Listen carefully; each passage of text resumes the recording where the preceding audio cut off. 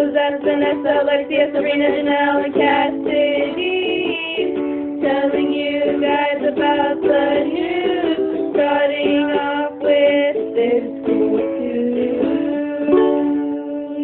And here's Alexia. Hi, I'm your host Alexia Deanda, and welcome back to another week of Live 553. To start us off, we're going to go to Cassie, who will talk to us about Jussie Smollett and show us a heartwarming video.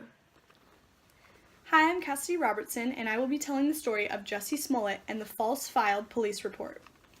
Chicago's police chief said Thursday that they were suspicious when Empire star Jussie Smollett first told detectives that two masked men taunted him with racist and homophobic slurs before beating him and looping a noose around his neck. This incident was reported on January 29th that he'd been attacked in one of Chicago's neighborhoods, Streeterville. Smollett told police he had just arrived in town from New York and was getting a bite to eat at 2 a.m. when two unknown offenders approached him and gained his attention by yelling out racial and homophobic slurs. The alleged attack was staged in part of town that is dense with public and private security cameras that enabled them to establish a really solid timeline, said Detectives Commander Edward Wadnicki. They also taped their contacts in the lakefront neighborhood as they canvassed the area and interviewed more than 100 people to identify the possible suspects, who they determined had fled the area by taxi. They later on figured out that the two men jumped on a flight to Nigeria. The mystery men turned out to be brothers Ola and Abel Osundario, one who knew Smollett from the set of Empire. They later found out that they would be returning to Chicago on the 13th. Wadnicki said, "While we were waiting for their return, we executed over 50 search warrants, phone records, social media records, and records on people to help us illuminate the likely facts that occurred in this event." They later took the brothers into custody. They had 48 hours to either charge the brothers with the crime or let them go. By the 47th hour, detectives say they were able to document the brothers' claims that Smollett had paid them $3,500 to stage the attack with the promise of $500 more after it was done. On Thursday at 5 a.m., Smollett surrendered to the police. Justin Smollett, better known as Jussie Smollett, is an American actor and singer. He began his career as a child actor in 1987, starring in commercials and films including The Mighty Ducks and Rob Reiner's North. In 2015, Smollett attracted attention and received a highly positive critical reception for his portrayal of musician Jamal Leon in the Fox drama series Empire. For the relevance of this story, it is relevant because he is a beloved celebrity that many watch on the shows that he is in. A lot of people know him from these shows and are aware of this incident because of that. The impact. This shows that celebrities are people too and that they make mistakes, some more than others, and that the pressure could possibly lead them to acting unrationally. The big picture to this would be that Jussie is a famous celebrity and people look up to him and believe him to be a good person. But the reality is that celebrities aren't always innocent in everything that they do, and the pressure they receive could lead them to acting this type of way. My opinion is that this really reflects on modern society. There is definitely racism out there and there are hate crimes, but that we shouldn't just persecute the people that were accused because they might not be in the wrong. Celebrities like Jussie have a lot of money and influence in the society and can get away with a lot. But thankfully the police were able to sense that something was wrong and figured out the truth. Thank you. Now to our heartwarming story about a little girl without arms that learns how to eat in a special way.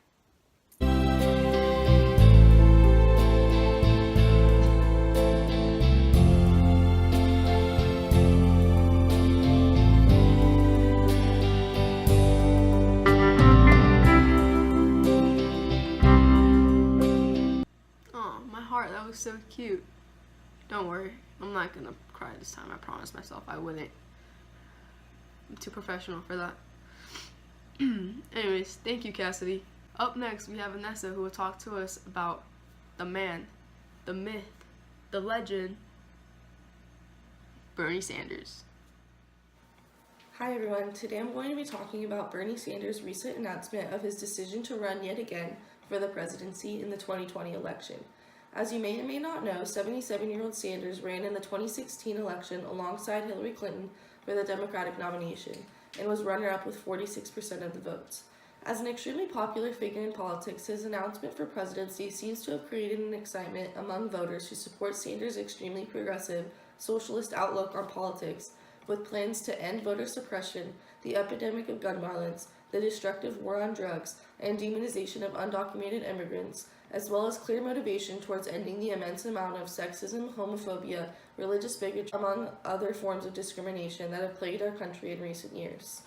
Along with these societal goals, Sanders is also pushing for Medicare for all, a $15 minimum wage, free tuition at public colleges and universities, lowering the cost of prescription drugs, and putting a higher importance on the subject of climate change, all of these being the complete opposite of many of the measures President Trump has taken throughout his presidency.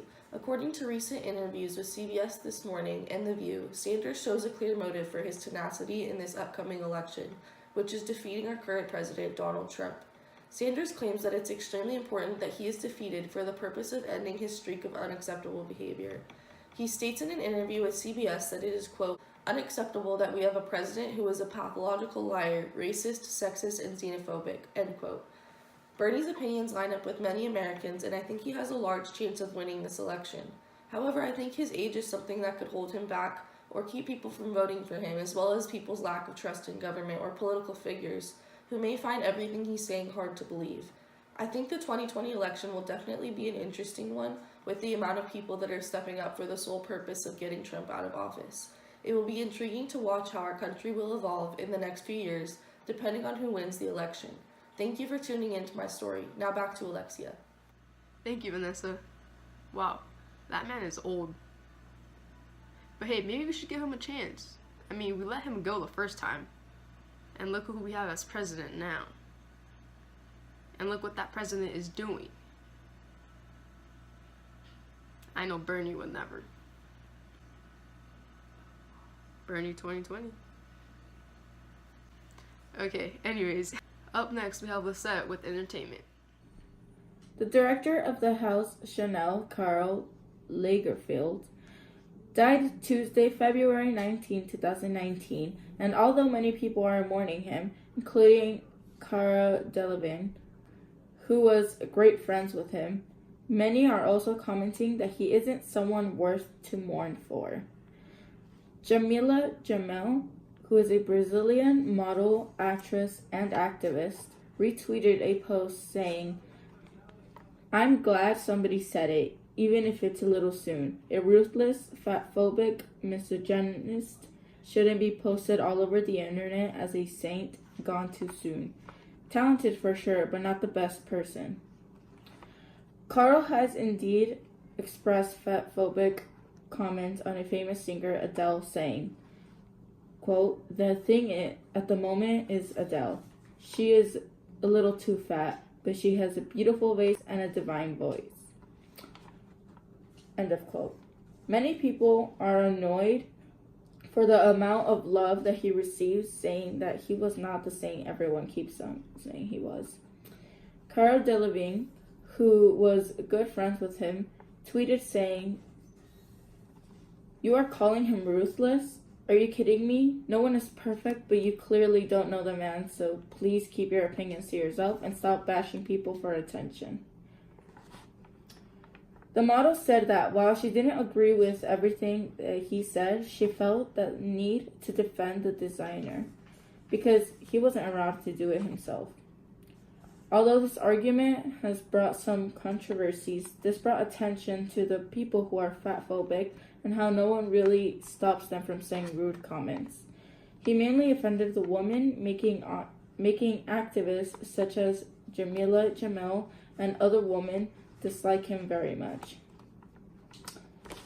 Thank you. Back to you, Alexia. Thank you, Lisette. Next up, we have Sabrina, who will be talking to us about an 11-year-old boy who got arrested during school. Recently, in Lakeland, Florida, an 11-year-old African-American boy was arrested on charges of disrupting a school facility and resisting an officer when he refused to recite the Pledge of Allegiance. Before calling the police, the substitute teacher at the school argued with the boy and told him, "If you don't like it here, you can always go back to where you came from." A CNN article noted that despite her originating from Cuba, she apparently missed the history lessons about those who emigrate to America from their homeland and the Africans who were hunted down, kidnapped from many nations, and sold into slavery in America. Big difference. This story plays relevancy in today's culture because many people are publicly making a move against the pledge and what it should stand for. The boy told the sub he believed the flag was racist, as other activists also think so. Parents and students of all ages are now calling out and challenging systemic racism and bigotry when they see it.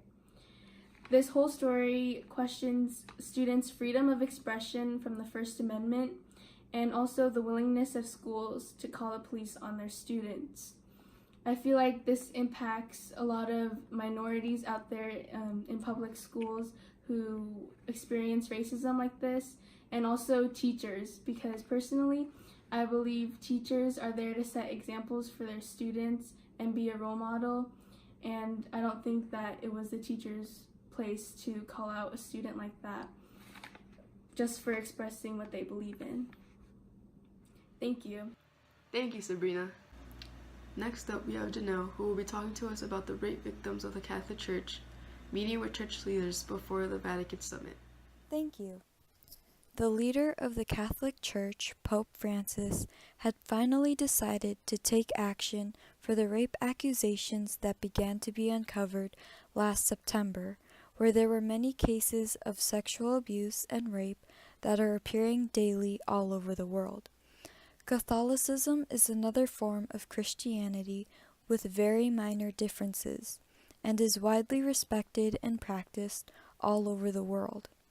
However, this secret about child molestation that has unraveled these past few months might become its downfall. Pope Francis was elected back in 2013 and had recently sparked the interest for younger audiences of today's generation by dealing with problems that are serious and related to their lives, such as homosexuality and the cases of the thousands of rape victims of his church. He gathered 12 abuse survivors from around the world on February 20th to discuss with Catholic leaders a day prior to the 4-day Vatican Summit, but was not in attendance. The meeting lasted for about 2 hours, where the survivors talked in detail about their assaults and pushing church officials on what actions they will take soon to prevent more sexual assaults from happening. One member who attended, Peter Isley, a group called Ending Clergy Abuse, demanded for the church to adopt a zero-tolerance policy for clergy abusers and bishops who failed to keep children safe. What was expected at the summit are 200 Catholic leaders, including more than 100 bishops, who gathered from around the world to Rome to confront the members of the clergy who sexually assaulted children. The meeting signifies how much the Pope is concerned about the victims and the sinful actions of the people he entrusted to the Church.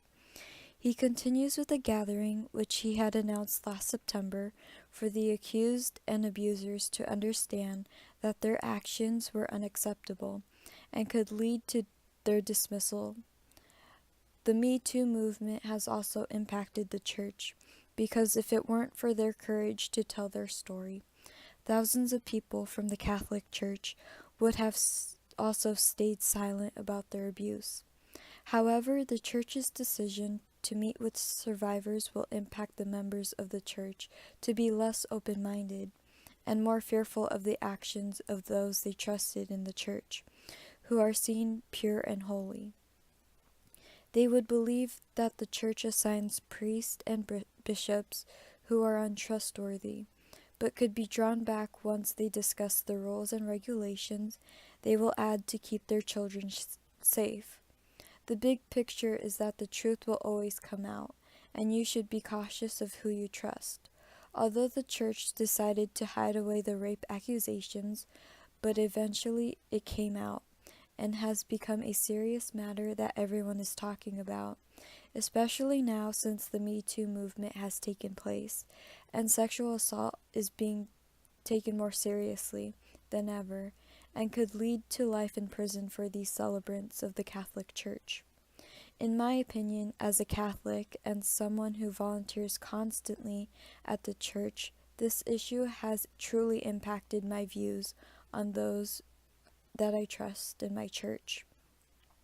When the accusations began to be discovered, my church already began taking action, especially for altar servers, which I'm also one, who are often in contact and interact with priests and celebrants. But I do believe that the Pope is definitely concerned and his actions speak louder than words. He continues to try to be the leader of the church who is not letting serious crimes hide. However, one thing I would change is with confessions. So confessions are basically, they can happen every week, every month, or every 5 years, depending on your preference. And basically you would go to a room with the priest, and then you would become vulnerable and ask for forgiveness for sins and confess them. So he essentially becomes a vessel of God who will tell you that God forgives you and loves you, and you would leave as a new person and try to begin a better life.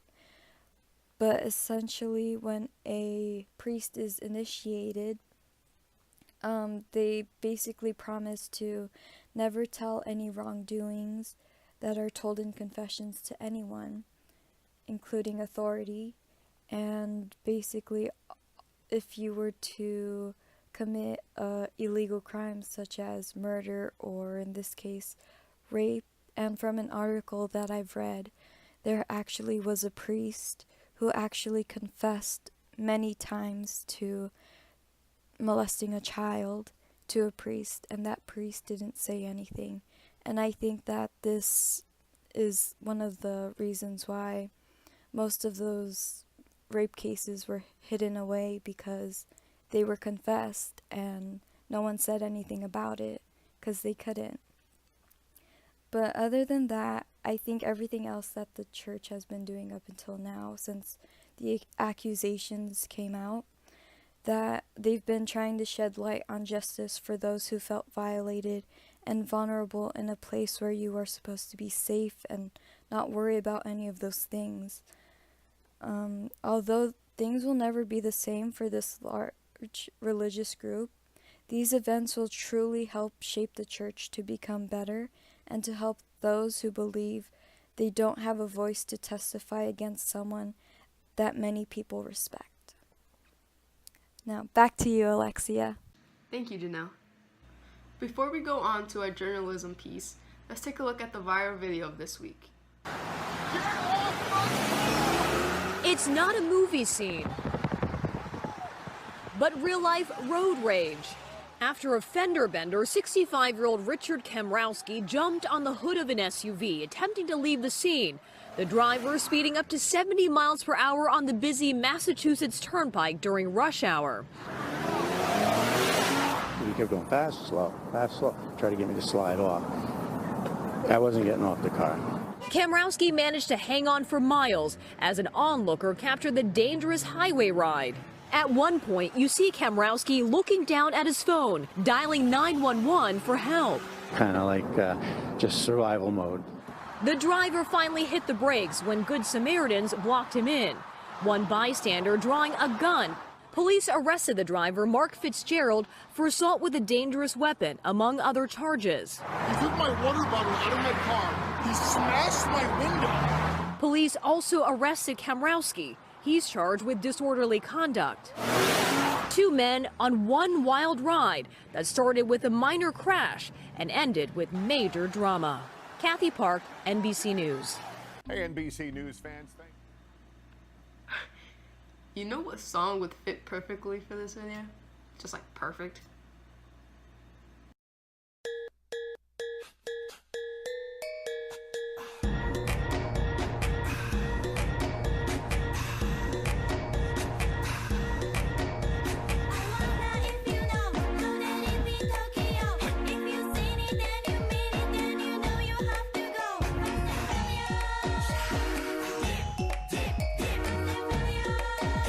how did he not fly off the car? Like, the guy that was driving was going 70 miles per hour. He continued to brake check him. I mean, he had like that much of a grip, and he was calling freaking 911 at the same time. Like, how? That's some supersonic strength right there or something. That's impressive. Last but not least, we have Seth covering the journalism piece. Thank you. Today we will be interviewing Imelda Esquer, who will be talking to us about deportation that has been going on here in Lake Elsinore. We will be having a translator because she speaks Spanish. Well, thank you for being on our show today. Gracias por estar aquí hoy. De nada. My first question to you is, do you know of anyone who has been deported? Mi primera pregunta es, ¿usted conoce a alguien que ha sido deportado? Sí, alguien muy cercano a mi familia, un familiar y también un conocido, amigos. Yeah, a close family member and a friend that I know. Okay. What is your experience with deportation? ¿Qué es tu experiencia con deportación? Muy doloroso referente a mi familiar porque hemos estado pasando un tiempo muy difícil. Yeah, it's been really hard and painful, especially with my family since they've been keeping in touch with us.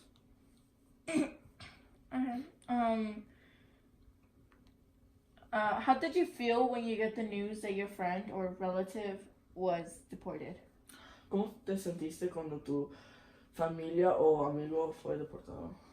Me sentí muy triste porque hemos estado enfrentando situaciones difíciles por referente a la familia. Ha sido muy duro. It's been really hard with my family since we've been going through a lot more stuff other than that, and it's been hard. Okay.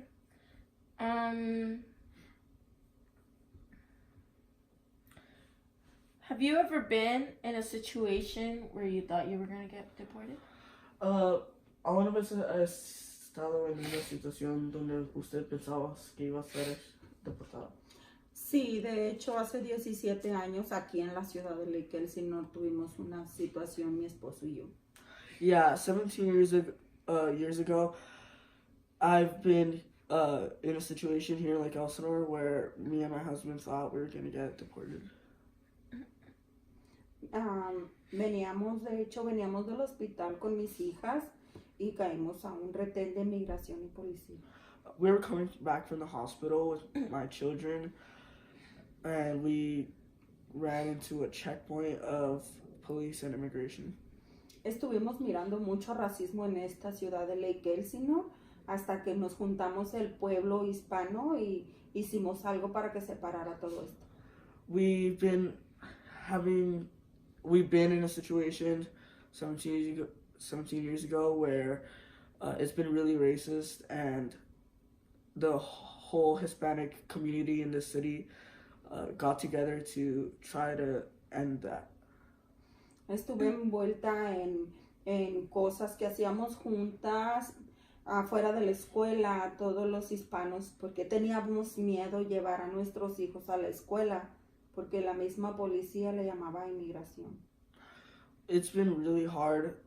So when we did that, when we gathered all the Hispanics to see what we could do about it, we tried to do stuff because it's been hard to take children to school without being scared because our own police were calling immigration.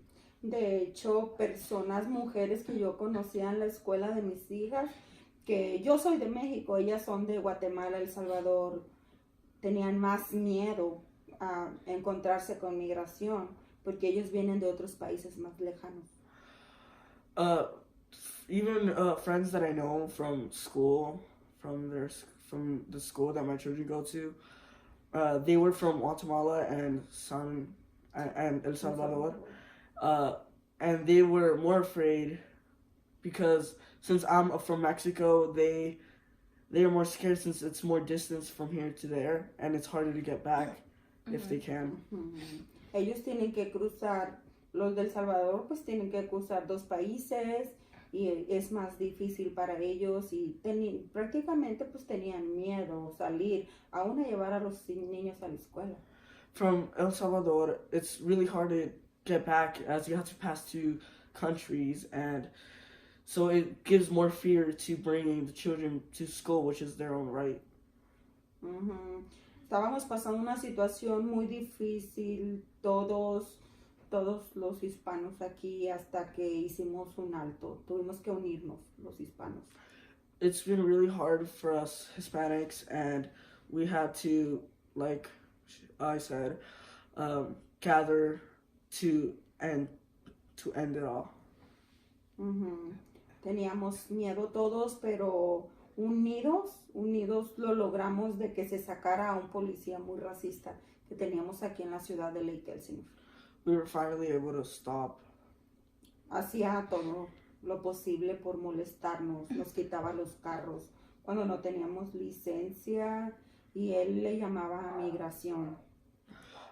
We were finally able to stop this really racist specific policeman who has been really racist to the Hispanics who would take away their cars just for looking like a Hispanic.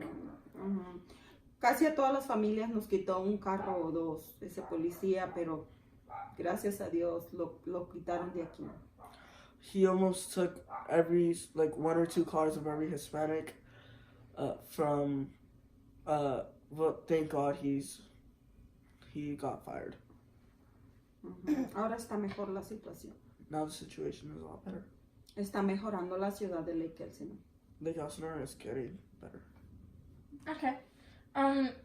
Earlier you were talking about a checkpoint. What's a checkpoint? ¿Qué es un retén? Un retén de migración es donde se pone en migración y la policía a pedirte documentos de licencia y aseguranza. Eso es el punto de ellos, pero ya estando ahí te piden un seguro social y eso es automáticamente tus papeles, tu ciudadanía. A checkpoint, an immigration checkpoint, as we said, was when cars would pull up, they would ask for their license and insurance, which is normal, but then they would ask for the social security, which is practically asking for their papers, which is when they called the immigration services. Ellos ponen la excusa y dicen que es para buscar personas que no anden tomando alcohol, drogados o algo en sus carros manejando, pero ahí mismo lo hacen para deportar a personas. They make excuses about trying to catch drug addicts or drunk drivers from the streets, even though they're just doing it to get more Hispanics out. La mayoría no andan tomando, vienen de sus trabajos, cuando los paran, les piden papeles y los sacan. The minority of people aren't really doing that. They're coming back from work to get to their home, but they just do it just to be unfair.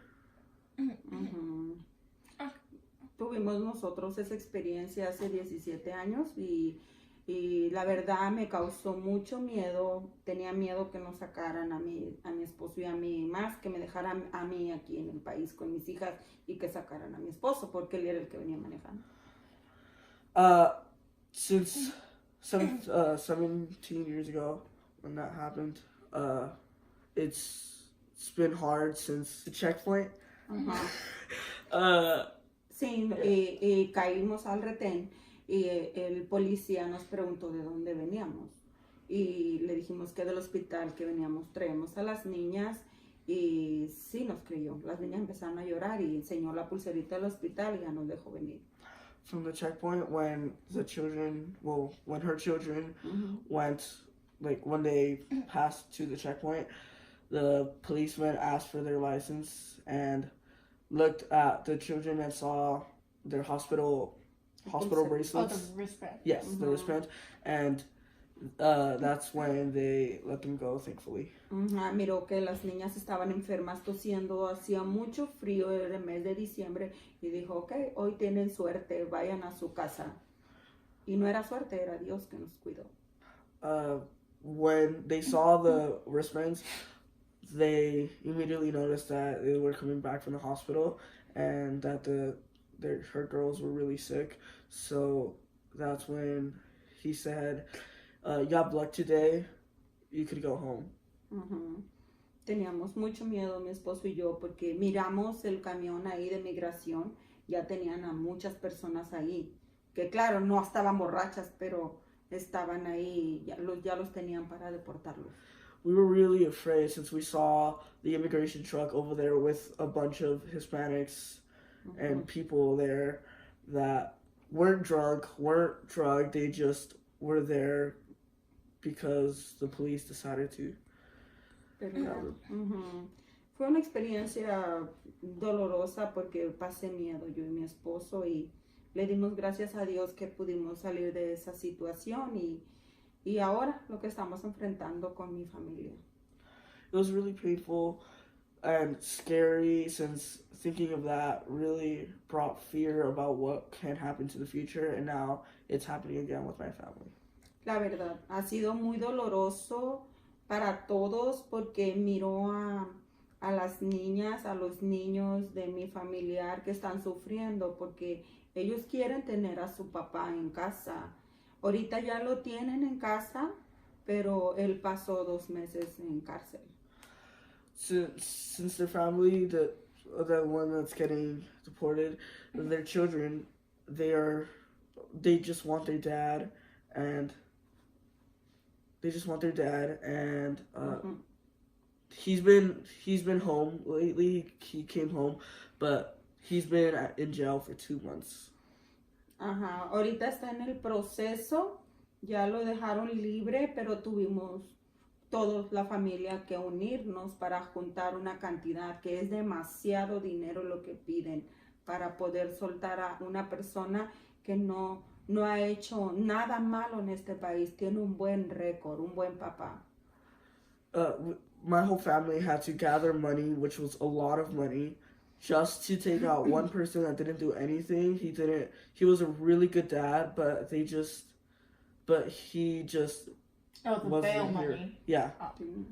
Lo bueno que esto que yo recomiendo, que hagan lo mismo que mi familiar. Cuiden su récord, no tomar, no alcohol, no peleas, nada. Y así se está resolviendo su caso porque no tiene problema. Since that day, a bunch of like people that have been dealing with that, she's just been telling you, don't do anything bad, and hopefully something good will come back. Okay, well, thank you so much. And